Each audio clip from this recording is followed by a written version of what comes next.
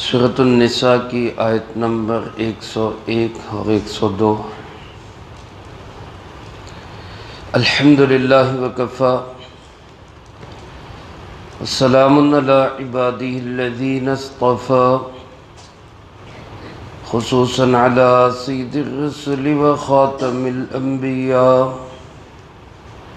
وعلی آلہ واصحابہ الاتقیاء۔ اما بعد فاعوذ باللہ من الشیطان الرجیم، بسم اللہ الرحمن الرحیم۔ وَإِذَا ضَرَبْتُمْ فِي الْأَرْضِ فَلَيْسَ عَلَيْكُمْ جُنَاحٌ أَن تَقْصُرُوا مِنَ الصَّلَاةِ إِنْ خِفْتُمْ أَن يَفْتِنَكُمُ الَّذِينَ كَفَرُوا إِنَّ الْكَافِرِينَ كَانُوا لَكُمْ عَدُوًّا مُبِينًا۔ وَإِذَا كُنْتَ فِيهِمْ فَأَقَمْتَ لَهُمُ الصَّلَاةَ فَلْتَكُنْ طَائِفَةٌ مِّنْهُمْ مَعَكَ وَلْيَأْخُذُوا أَسْلِحَتَهُمْ، فَإِذَا سَجَدُوا فَلْيَكُونُوا مِنْ وَرَائِكُمْ وَلْتَأْتِ طَائِفَةٌ أُخْرَى لَمْ يُصَلُّوا فَلْيُصَلُّوا مَعَكَ وَلْيَأْخُذُوا حِذْرَهُمْ وَأَسْلِحَتَهُمْ۔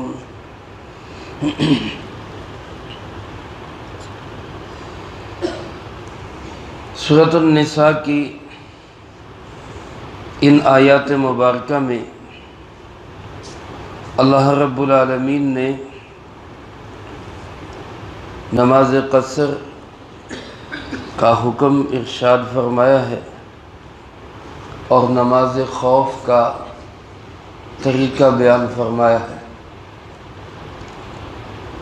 نماز قصر سفر کے دوران ہوتی ہے، جس کے متعلق کچھ گفتگو میں گزشتہ درس میں عرض کر چکا ہوں۔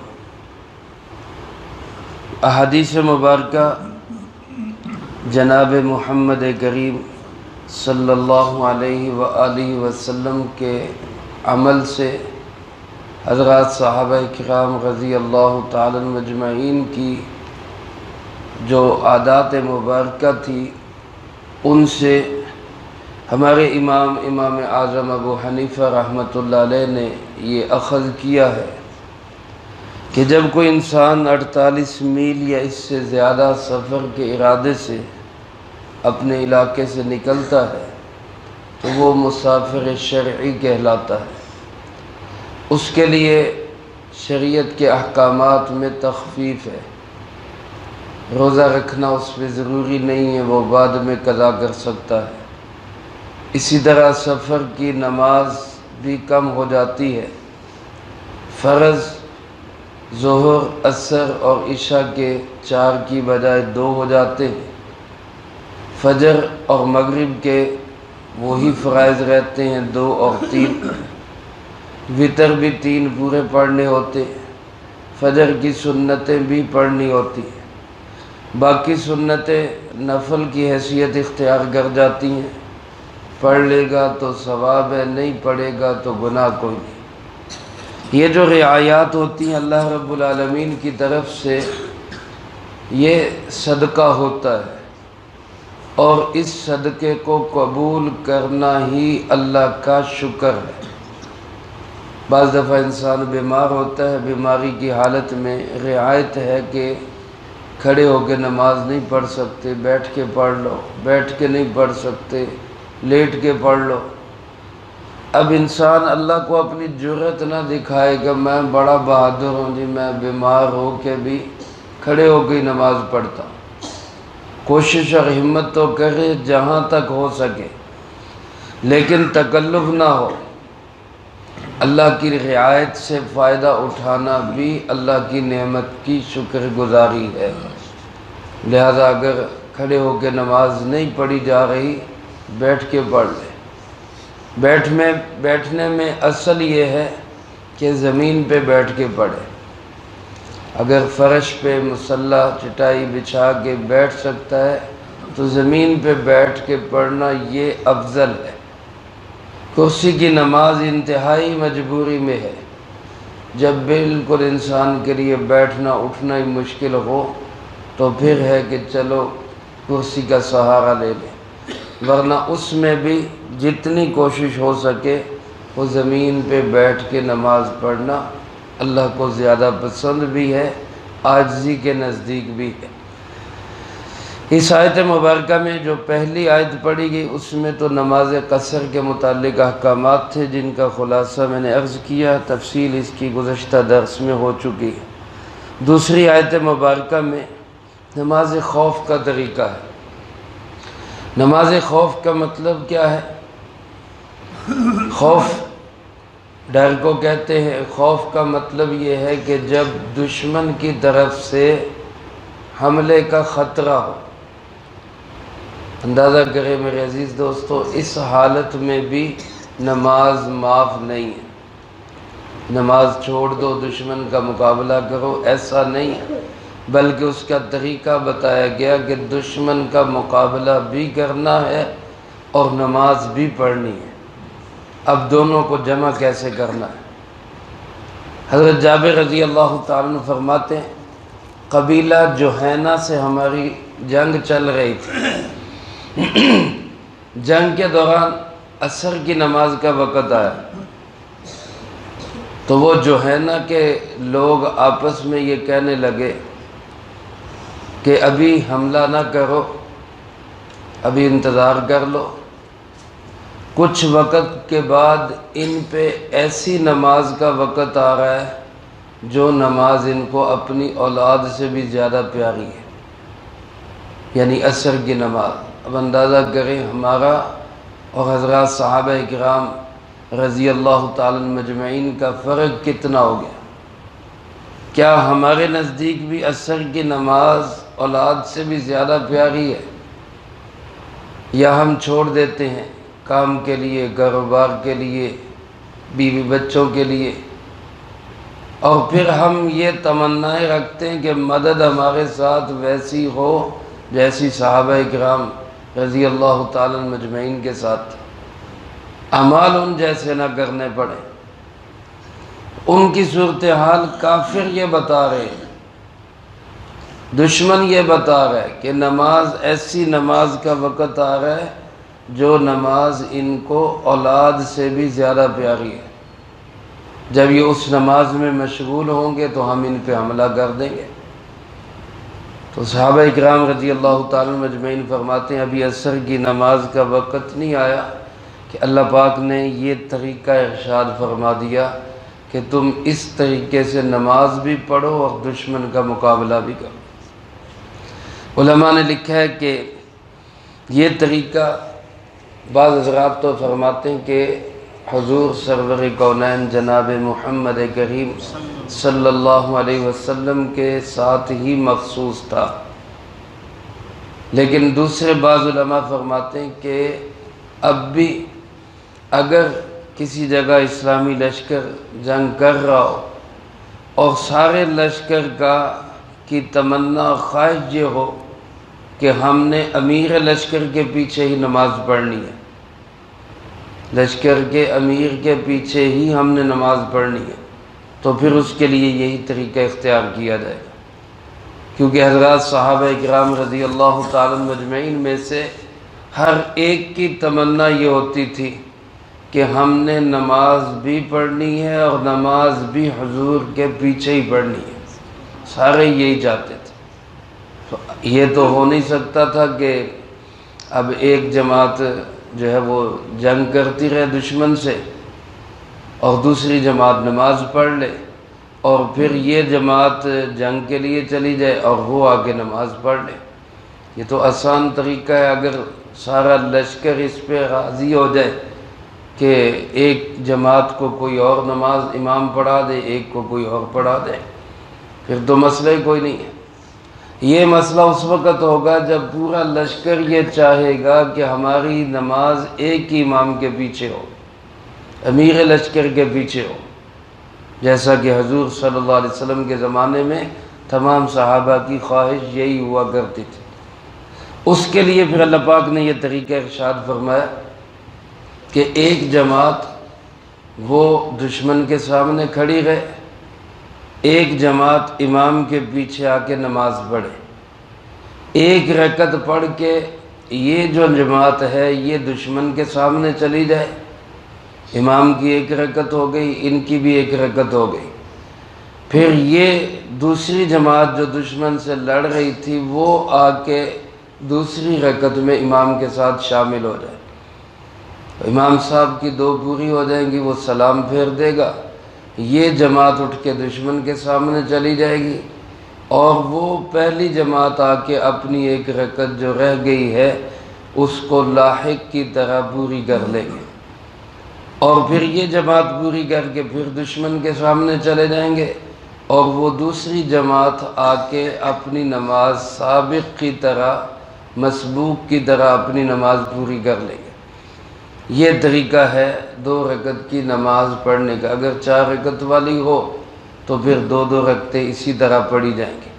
اور بھی طریقے احادیث مبارکہ میں اس کے ہیں، تفصیلات بھی اس کی احادیث میں ہے، میں نے خلاصہ عرض کر دیا۔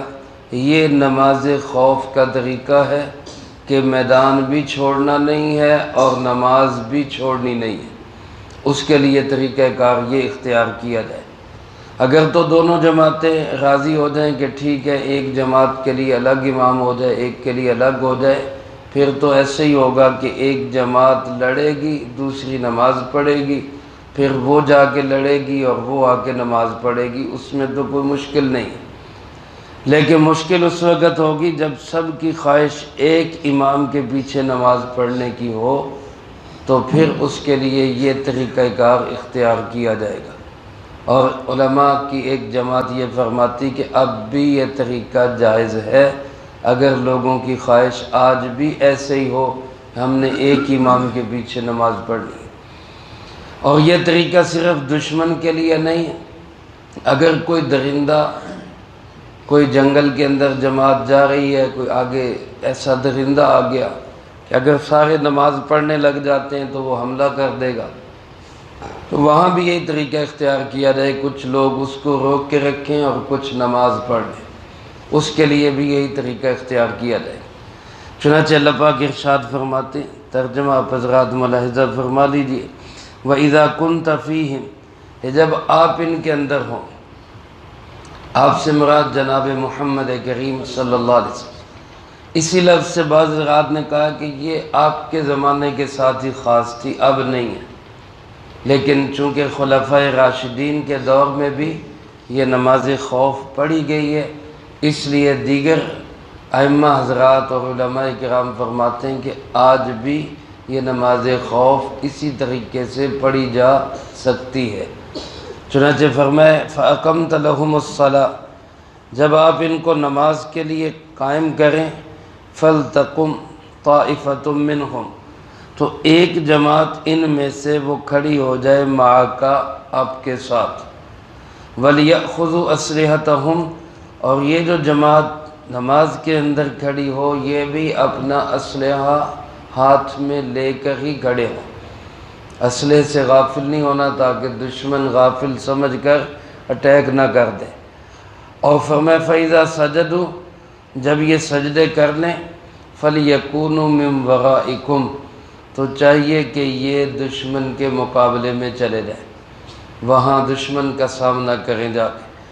وَلْتَأْتِ طَائِفَةٌ أُخْرَى، اور وہ دوسری جماعت آ جائے، لَمْ يُصَلُّوا، جنہوں نے نماز نہیں پڑھی، فَلْيُصَلُّوا مَعَكَ، وہ آپ کے ساتھ نماز پڑھیں، وَلْيَأْخُذُوا حِذْرَهُمْ وَأَسْلِحَتَهُمْ، وہ بھی اپنا بچاؤ، دفاع اور اپنا اسلحہ اپنے ہاتھ میں رکھیں، کہیں ایسا نہ ہو کہ دشمن غافل سمجھ کر اس سے حملہ کر دے اور مسلمانوں کا اجتماعی نقصان ہو، اس سے بچنا بھی ضروری ہے۔ ایک صحابی فرماتے ہیں ایران کے اندر ایک قلعہ تستر ہے، اس پہ ہم نے سحری کے وقت حملہ کیا، جنگ طول پکڑ گئی، نماز فجر کا وقت ہو گیا، لیکن موقع ہی نہیں ملا کہ ہم نماز پڑھ سکتے۔ نتیجہ کیا ہوا کہ نماز قضا ہو گئی، ہم نے بعد میں قضا کی۔ لیکن صحابی فرماتے رضی اللہ تعالیٰ عنہ، فرمایا کہ مجھے اس دن اتنی خوشی تھی کہ نماز بھی ہماری ہو گئی، چلو قضا کر کے ہو گئی، لیکن قلعہ بھی فتح ہو گیا۔ کسی نے بھی یہ نہیں کہا کہ ہم پیچھے ہٹ رہے ہیں، جنگ سے پیچھے جا رہے ہیں۔ نماز کو آڑ بنا کر کسی نے جہاد کو نہیں چھوڑا۔ تو گویا کہ جب اہم ترین فریضہ سامنے آ جائے تو پھر اس کے لیے نماز بھی قضا ہو جاتی ہے، جیسا کہ غزوہ خندق کے موقع پہ خود سرکار دو عالم صلی اللہ علیہ وسلم کی 3 یا 4 نمازیں قضا ہو گئی تھی۔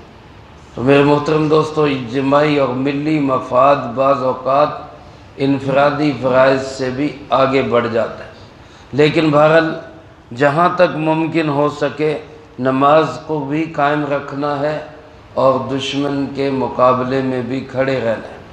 اللہ پاک فرماتے ہیں وَدَّ الَّذِينَ كَفَرُوا، کافر لوگ تو تمنا یہی کرتے ہیں لَوْ تَغْفُلُونَ عَنْ أَسْلِحَتِكُمْ وَأَمْتِعَتِكُمْ، کہ تم لوگ غافل ہو جاؤ اپنے اسلحہ سے اور اپنے سامان حرب سے، فَيَمِيلُونَ عَلَيْكُمْ مَيْلَةً وَاحِدَةً، وہ تم پر ایک ہی دفعہ حملہ کر دے تاکہ تمہیں ختم کر دیا جائے۔ اندازہ کریں کافروں کی تمنا یہ ہے کہ ہم سامان حرب اور اسلحہ یہ ہم نہ تیار کریں۔ آج ہماری بدقسمتی ہے، ہم لوگ اسلحے سے اور کافروں کے مقابلے میں تیاری سے غفلت میں لگ گئے۔ تیاری ہے بھی تو اس کو بھی ہم نے سنبھال کے رکھا ہوا ہے، حالانکہ حکم یہ ہے کہ اس کو سامنے لاؤ تاکہ دشمن پہ تمہارا رعب رہے۔ بہرحال یہ ایک طریقہ ہے نماز خوف کا جو اللہ پاک نے ارشاد فرمایا۔ اس آیت کے اگلے حصے کی وضاحت انشاءاللہ اگلی فرصت میں ہوگی۔ اللہ پاک سے دعا ہے اللہ مجھے آپ کو سب کو قرآن و سنت کی صحیح سمجھ نصیب فرمائے اور اس پہ عمل کر کے دوسروں تک پہنچانے کی توفیق عطا فرمائے۔ اللہم انت السلام ومنک السلام، تبارکت ربنا وتعالیت یا ذا الجلال والاکرام۔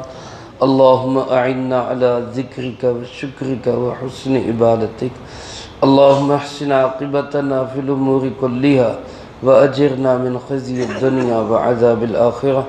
اللہم باقیتا کباقیت الولید، اللہم استر عوراتنا وآمن روعاتنا۔ اللہم انا نجعلک فی نحورہم ونعوذ بک من شرورہم۔ اللہم اکفنا بحلالک عن حرامک واغننا